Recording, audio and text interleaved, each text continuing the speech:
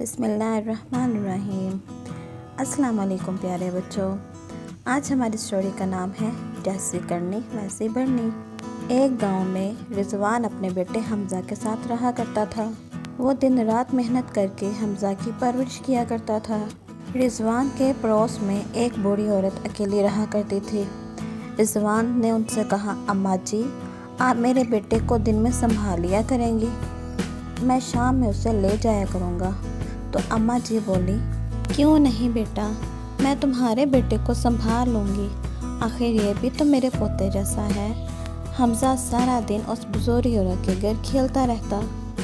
رات کو جب حمزہ کام سے واپس لوٹتا تو حمزہ کو لے جاتا، گھر جا کر حمزہ کو مزے مزے کے کھانے کھلاتا اور پھر حمزہ کو سلا دیتا۔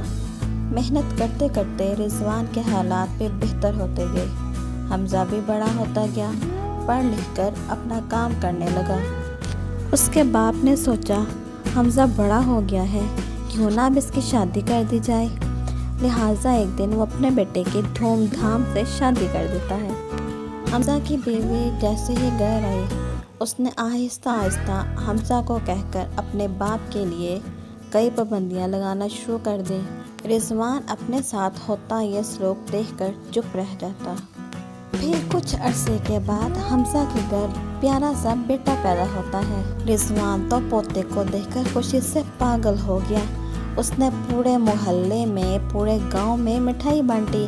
رضوان کا پوتا احمد اپنے دادا جان کے ساتھ دن بھر خوب کھیلتا۔ احمد اپنے دادا جان کے بہت قریب تھا۔ یہ سب دیکھ کر اس کی ماں مہوش کو بہت جلن ہوتی تھی۔ وقت ایسے ہی گزرتا گیا اور احمد بڑا ہو گیا تھا۔ وہ اب دوسرے بچوں کی طرح اسکول جانے لگا تھا۔ ایک دن اچانک رضوان کی طبیعت بہت بگڑ گئی۔ اسے زور سے کھانسی آنے لگی تھی۔ کھانسی تھی کہ رکنے کا نام ہی نہیں لے رہی تھی۔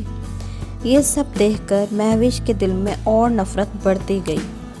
شام میں جب حمزہ گھر واپس آیا تو مہوش نے حمزہ سے کہا، کافی دنوں سے ابا جی کو کھانسی ہو رہی ہے، مجھے ڈر ہے کہ کہیں ہمارے بیٹے کو کوئی بیماری نہ لگ جائے، ہمیں ابا جی کو باہر صحن میں رکھنا چاہیے۔ حمزہ تم ٹھیک کہہ رہی ہو، ابا جی کی تو عمر ہو گئی ہے، احمد تو بھی بہت چھوٹا ہے، اگر ہمارا بیٹا بیمار ہو گیا تو ہمارا کیا ہوگا؟ تم فکر نہ کرو، میں ابھی ابا جی سے بات کرتا ہوں۔ حمزہ ابا جی کے پاس آتا ہے اور کہتا ہے، ابا جی آپ کی طبیعت ٹھیک نہیں رہتی، اگر آپ برا نہ مانیں تو آپ باہر صحن میں سو جایا کریں، احمد ابھی بہت چھوٹا ہے، ہمیں ڈر ہے کہ کہیں اس سے کوئی بیماری نہ لگ جائے۔ رضوان کو اپنے بیٹے کی بات سن کر بہت دکھ ہوا اور بولا، بیٹا ٹھیک ہے، میں باہر صحن میں ہی سو جایا کروں گا، بس تم سے ایک گزارش ہے کہ مجھے ایک کمبل دے دینا، کہیں اتنی سردی میں میں مر نہ جاؤں۔ حمزہ بولا، ابا جی یہ بھی کوئی کہنے کی بات ہے، اور وہ کمبل لا کر دے دیتا ہے۔ پاس کھڑا ننھا احمد سب کچھ اپنی آنکھوں سے دیکھ رہا ہوتا ہے۔ تھوڑی دیر کے بعد حمزہ اور مہوش باہر آتے ہیں اور کہتے ہیں، بیٹا تم اتنی سردی میں باہر کیوں کھڑے ہو، بیمار پڑ جاؤ گے، اندر آ جاؤ۔ تو ننھا احمد کہتا ہے، ماں میں سوچ رہا تھا کل جب آپ بوڑھے ہو جائیں گے اور بیمار پڑ جائیں گے تو میں بھی آپ کو یہاں باہر ہی سلایا کروں گا۔ اپنے بیٹے کے الفاظ سن کر انہیں احساس ہوا کہ وہ کتنی بڑی غلطی کر رہے تھے، اور یہ بھی سمجھ گئے کہ بچے جو دیکھتے ہیں ویسا ہی کرتے ہیں۔ حمزہ نے اپنے باپ کو اٹھایا اور اندر کمرے میں لے گیا اور ان سے معافی مانگی کہ ابا جان ہمیں معاف کر دیں، آئندہ ہم سے ایسی غلطی کبھی نہیں ہوگی۔